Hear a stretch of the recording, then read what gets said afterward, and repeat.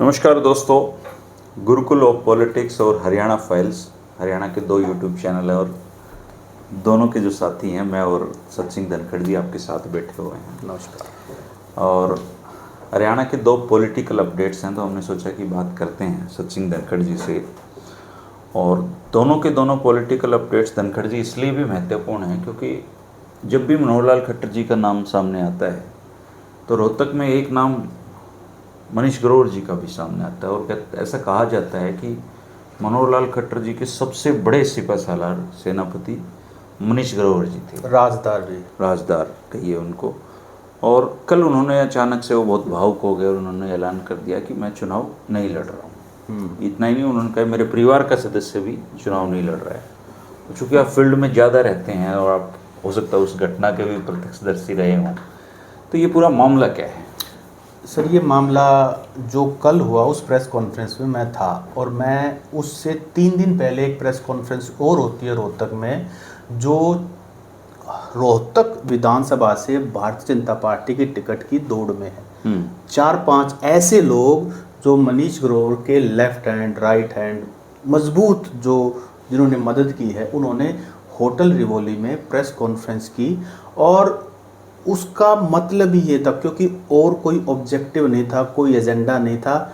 उन्होंने मीडिया से बात करते हुए कहा, अगर पार्टी हमें टिकट देती है, जो बीजेपी की एक लाइन है लोगों की, अगर हम पर विश्वास जताती है तो हम रोहतक विधानसभा से चुनाव लड़ना चाहते हैं, जिसमें राजकुमार सहगल है, मनमोहन गोयल है, जो खट्टर साहब के जो सीएम के वो रहे हैं, मीडिया एडवाइज़र रहे हैं, राजकुमार कपूर हैं, एक मैडम भी थी, उनका नाम मुझे अभी ध्यान नहीं आ रहा, शायद डिस्ट्रिक्ट की महामंत्री टाइप में कुछ हैं। तो ऐसे लोग जो मैटर करते हैं, जो स्ट्रॉन्ग होल्ड है, उन्होंने प्रेस कॉन्फ्रेंस की। और सारे के सारे, यानी कि मनीष ग्रोवर टॉप पे अगर टिकट के दावेदार हैं, second, third, fourth, fifth, sixth, सभी के सभी इकट्ठे होकर के, और उन्होंने मीडिया के माध्यम से मैसेज दिया। मुझे लगता है जो कल जो रोहतक में हुआ है, उसकी जो पटकथा है वो 4 दिन पहले ही ओपनली आकर के जो टिकट मांगने का जो उन्होंने किया। क्योंकि इस तरह की प्रेस कॉन्फ्रेंस होती है तो कैमरा के सामने तो कुछ और बात होती है, जैसे ही कैमरा बंद होता है उन्होंने लंच दिया बाकायदा, और मीडिया से बहुत ही गर्माहट से आपसे बिल्कुल नज़दीक आकर के नहीं करते हैं। तो उनको आज मैं क्या ऐसा क्या नया बुखार चढ़ा, हर किसी को लंच के जो वो प्लेट को जो जहाँ पे लगा होता है बफे, उससे पहले एक एक प्लेट दे रहे हैं मीडिया को, इतना मान सम्मान दे रहे। तो चुनाव नज़दीक है, उसमें उन्होंने जो कहा, क्योंकि वो उन्होंने रिकॉर्ड पे नहीं कहा तो वो नहीं, लेकिन वो स्ट्रॉन्ग मैसेज था कि इस बार हर हाल में या तो टिकट बदली जाए, नहीं तो हम इस बार अपना असली रूप दिखा देंगे। असली रूप मतलब मनीष ग्रोवर जी को इस बार भी नहीं जीतने देंगे, यही था असली रूप? जी बिल्कुल। इस बार अगर टिकट दी जाती है मनीष ग्रोवर पर तो ठीक है, वो टिकट तो लेने, क्योंकि मजबूत आदमी है, खट्टर साहब के आदमी है, और खट्टर साहब one of the most powerful union ministers हैं। हरियाणा के 10 साल 9.5 साल मुख्यमंत्री रहे हैं। सीएम नायब सैनी उनकी बात टाल ही सकते हैं, आरएसएस में पकड़ है, तो टिकट तो वो ले लेंगे, लेकिन जीतना तो वोटों से होता है ना। तो उस बिल्कुल क्लियर मैसेज था। दूसरा, मुझे ये भी लगता है कि ये एक पॉलिटिकल स्टंट था। जैसे प्रेस कॉन्फ्रेंस होती है, बहुत सारे सपोर्टर्स होते हैं, उन्होंने भी कल मीडिया को लंच दिया है। अच्छा। तो जिस व्यक्ति ने राजनीति से एक तरह से इलेक्टोरल पॉलिटिक्स से संन्यास लेना हो, वो इतना एक्टिव नहीं होता है। क्योंकि वही बात है, प्रेस कॉन्फ्रेंस के बाद भी मुलाकात होती है। तो उस प्रेस कॉन्फ्रेंस में बिल्कुल भी हल्का सा भी अंदेशा नहीं था कि ये व्यक्ति पॉलिटिक्स से रिटायर हो रहा है, बल्कि ये और जोर से जो कुछ लोग जो नाराज हो गए थे, कुछ लोग जो दूर हो गए थे, उनको पास ला रहे हैं और बहुत गर्माहट जोशी से मिल रहे हैं। तो मुझे लगता है कि ऐसी कोई उनकी मंशा नहीं थी कल तक भी। हालांकि उन्होंने डिक्लेयर किया, लेकिन वो चुनाव हाल में लड़ेंगे। रोए भी हैं। वो एक ऐसा वीडियो वायरल हो रहा है जिसमें उनकी वो कल रात, वो शायद रात का है, कि कुछ सपोर्टर्स उनके पास आए कि जी आपको चुनाव लड़ना है, आप नहीं लड़ोगे तो हम क्या करेंगे। शायद कुछ राष्ट्रीय हिंदी अखबारों में वो छपा भी हुआ है, कुछ वीडियो भी वायरल है। तो मुझे तो लगता है कि पॉलिटिकल जो है ये एक प्रेशर टैक्टिस हो सकता है कि अपने बेटे को टिकट दिलवाना चाह रहे हो। हनी काफ़ी समय से सक्रिय हैं यहाँ पे, और मुझे लगता है कि अपने पिता से ज़्यादा सक्रिय हैं वो राजनीति और आजकल हनी मीठे भी ज़्यादा हो गए हैं, वैसे तो वो ऑलरेडी बहुत सॉफ्ट स्पोकन है लेकिन और ज़्यादा मीठे हो गए हैं। तो आप समझ सकते हैं कि जब राजनीति व्यक्ति ज़रूरत से ज़्यादा मीठा हो जाए तो फिर वो डायबिटीज़ कर देता है। अच्छा सचिन जी, इसमें दो बातें निकल के सामने आती है। ये जो आपने नाम गिनाए हैं जिनकी पहले प्रेस कॉन्फ्रेंस थी, इनमें मनमोहन गोयल जो सेठ श्री कृष्णदास जी के बेटे हैं, अभी मेयर हैं, और वो नवीन जिंदल जी के जीजा हैं जी। तो अब उन पहुंच तो उनकी भी कम नहीं है उस हिसाब से देखा जाए, और पैसे के मामले मजबूत हैं, और ये मानिए शहर के आधार भी है बनिया उनके है, पास। शहर के बनिया हैं, उनमें उनकी पैठ है। पूर्व मंत्री उनके, जब ये जो बत्रा जी थे अपने कांग्रेस के, इनसे पहले शादीलाल बत्रा, भूपेंद्र सिंह हुड्डा ने उनको ही टिकट ऑफर की जी बिल्कुल, तब उनका मन नहीं बढ़ा था। लेकिन इन दो को छोड़ दें, मनमोहन गोयल जी को और सहगल जी को, बाकी तो ये तीसरे और चौथे दर्जे के नेता हैं जो प्रेस कॉन्फ्रेंस में थे। सर मुझे तो शहर की राजनीति में जो कोई पार्षद का चुनाव जीत लेता अपने आप को दावेदार मानना शुरू कर देता है। तो ये जो लोग हैं, इनकी इतनी हिम्मत होना कि मनीष ग्रोवर के पैरेलल खड़ा होने की, मतलब मनमोहन गोयल तो खड़े हो सकते हैं, उनकी हैसियत है, तो ये साफ दिखा रही है कि या तो मनोहर लाल खट्टर जी ने हरियाणा की राजनीति में दिलचस्पी लेनी कम कर दी, या फिर उनकी बिना इजाज़त लिए ये लोग खड़े हो गए, इससे मनीष ग्रोवर जी आहत हो गए। दो चीज़ें हैं। दो बातें हैं सर इसमें। मनोहर लाल जी की जो स्टैंप है वो कमज़ोर पड़ गई है। वो जिस दिन प्रदेश को मोहन लाल पडोली के रूप में प्रदेशाध्यक्ष मिला उसी दिन से, क्योंकि वो ट्राई कर रहे थे किसी और कैंडिडेट के लिए। अच्छा, मनोहर लाल उनकी पसंद मनोहर लाल उनकी पसंद थे। ये मुझे मोहन लाल बडोली के ही परिवार वालों ने बताया कि खट्टर साहब ने तो पूरा जोर लगा रखा था कि बडोली को नहीं, मेरे वाले बंदे को आप प्रदेश का अध्यक्ष बनाइए। और दूसरी बात जो बात हुई, देखिए जब तक आप मेरे राज जानते हैं आप मुझे कंट्रोल करेंगे, लेकिन जिस दिन मैं आपके राज जान गया, जो आपने एक दूसरी बात कही कि क्या मनीष ग्रोवर कमज़ोर हो गया, तो ऐसे बहुत सारे लोग हैं, क्योंकि पिछले 9.5 पौने 10 साल में मनीष ग्रोवर मंत्री रहे, फिर उसके बाद वो मंत्री नहीं थे, विधायक भी नहीं थे, लेकिन रोहतक के सुपर सीएम थे। तो इसके अलावा उनकी चलती थी, तो बहुत कुछ हुआ। तो ये जो सेकंड थर्ड फोर्थ है, पॉलिटिकल फोर्स ना हो लेकिन राजदार तो हैं, तो कहीं ना कहीं कोई ना कोई उनको भी ऐसा राज पता लग गया कि मनीष ग्रोवर हमारा नुकसान पहुंचाएगा, तो हमारे अंदर भी कुव्वत है कि हम भी उनका नुकसान पहुंचा सकते हैं। तो इसका क्या मतलब निकाला जाए कि जो आंसू हैं मनीष ग्रोवर जी के, जो भावनाएं हैं उनकी, जो घोषणाएं हैं उनकी, वो सिर्फ पॉलिटिकल एक स्टंट है या वो सच में ही मैदान छोड़ चुके हैं? देखिए ये तो मनीष ग्रोवर ही बता सकते हैं। बाकी हमारा ऑब्जर्वेशन ये है कि कोई पॉलिटिकल व्यक्ति कोई भी अपनी इच्छा से तो कम से कम इलेक्टोरल पॉलिटिक्स से जब तक वो भगवान को प्यारा ना हो जाए नहीं छोड़ता, मजबूरी में छोड़ता, तो ये तो साफ है।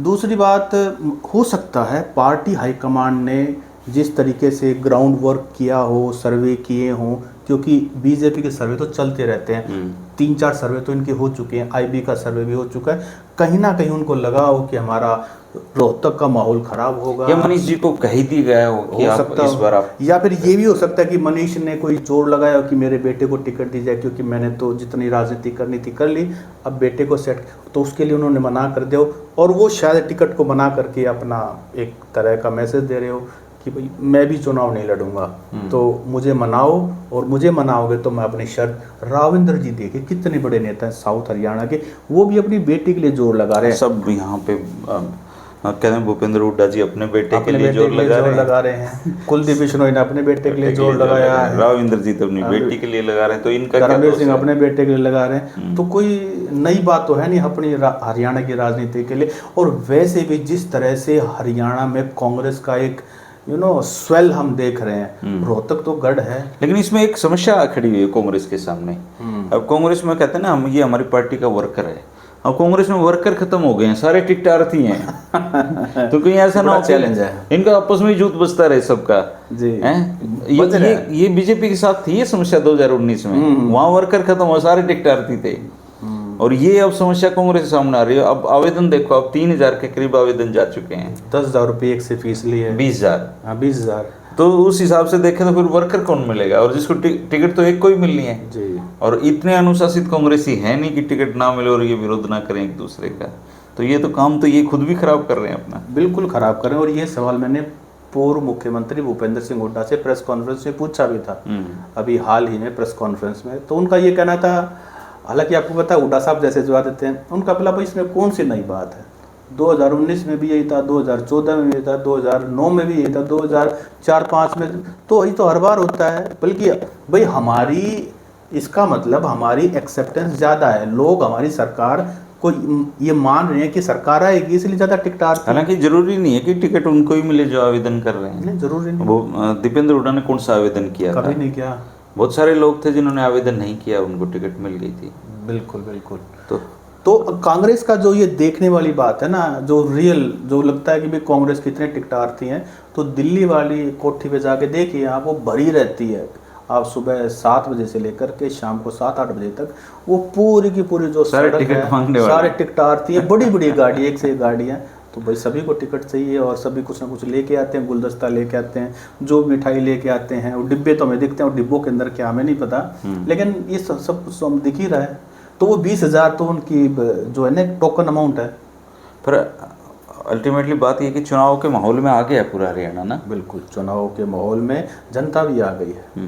सिर्फ जन अभी देखिए ना, आम आदमी पार्टी देखिए 15 दिनों में 45 रैलियां कर रहे हैं। सुनीता केजरीवाल, जो केजरीवाल जी की धर्मपत्नी है, वो अपना दर्द लेके आ रही है।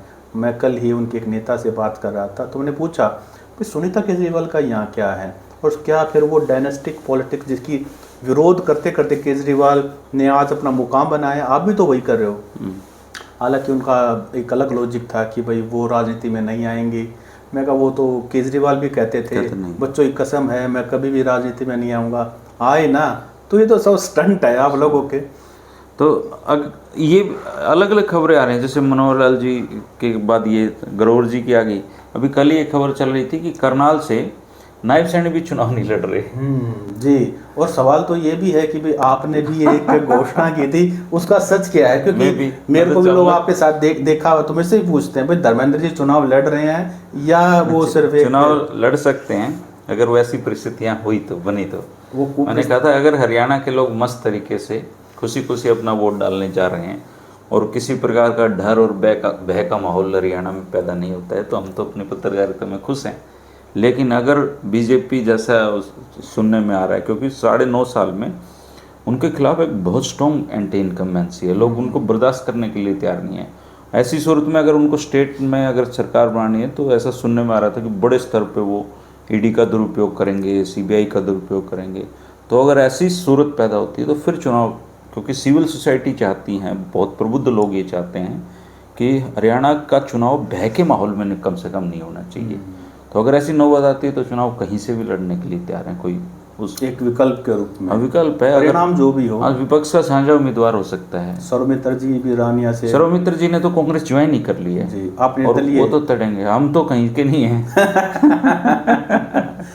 अभी तो हम किसी पाले में नहीं हैं। अभी तो हम, अगर मान लो इसी माहौल में बीजेपी अच्छे अच्छे कैंडिडेट उतारे, कांग्रेस अच्छे अच्छे कैंडिडेट उतारे, दूसरी पार्टियां अच्छे अच्छे कैंडिडेट उतारे, हमें क्या दिक्कत है? लड़ो भाई, लड़ते ही तो आए हैं ये। लेकिन उस अच्छे कैंडिडेट का जो फाइनेंशियल जो वो होता है वो करोड़ों में होता है ट्रांजैक्शन। उसके माध्यम से मैं एक चीज़ बताना चाह रहा था धनखड़ जी, कि 90 एमएलए चुन के विधानसभा में जाते हैं। 90 में से 70 एमएलए ऐसे होते हैं जिनको है ना उनके विधानसभा क्षेत्र से बाहर कोई नहीं जानता। आप विधानसभा में उनको बोलते हुए भी नहीं देखोगे। अगर हर 5 साल में इसी तरीके से हम ऐसे विधायक चुनते रहे जो केवल खुद के विकास पे ध्यान देते हैं, तो हरियाणा का क्या होगा? कोई मुख्यमंत्री अच्छा है, अगर विधायक अच्छे नहीं तो क्या काम कर लेगा वो? अगर वो अच्छा नहीं है और विधायक अच्छे हैं तो भी वो उससे अच्छा काम करवा सकते हैं। एटलीस्ट मेरा ये एक मैसेज है इस बहाने कि आप अच्छे लोगों को वोट दीजिए, पार्टी मत देखिए। दिक्कत यह है कि हम पार्टियों के चक्कर में अच्छे लोगों को वोट ही नहीं दे रहे, कास्ट के चक्कर में। कास्ट के चक्कर में जो पैसा फूक रहा है, मगर हम उसको चुनाव में भेज रहे हैं, तो वो भाई नेता बनने के बाद अपने पैसे कमाएगा, वो क्यों आप लोगों का ध्यान देगा? तो कैंडिडेट ऐसे होने चाहिए धनखड़ जी जो चुनाव में पैसा भी खर्च ना करें और अपनी मेरिट बेस पे। ये अजीब सा लॉजिक नहीं है कि मैं तुम्हारा भला करूंगा इसलिए तुम मुझे वोट दो और मैं इसलिए तुम्हारे पांव पड़ रहा हूँ। भाई जनता को जिस आदमी से अपना भला करवाना है उस अच्छे आदमी को तो ढूंढ के लाओ यार जी, भाई तू चुनाव लड़, हमारा भला कर। अभी एक पार्टी के विधायक से मेरी बात हो रही थी, तो मजाक में तो ये कह रहा था कि आपको क्या लगता है, वो ऐसा विधायक है जिसको ज़्यादा, जो अपने कहा ना उसकी विधानसभा से बात को कोई नहीं जानता, ना विधानसभा में बोलते हुए कभी किसी को ध्यान होगा उनको। तो मजाक में ये कह रहा था कि भाई आपको क्या लगता है, मुझे विधायक बनते हुए इतना टाइम होगा, कितने मैंने कमाए होंगे? तो मैंने कहा भाई 20-30 करोड़। तो उसने कहा कि भाई और एक जीरो लगा। मैंने कहा क्या?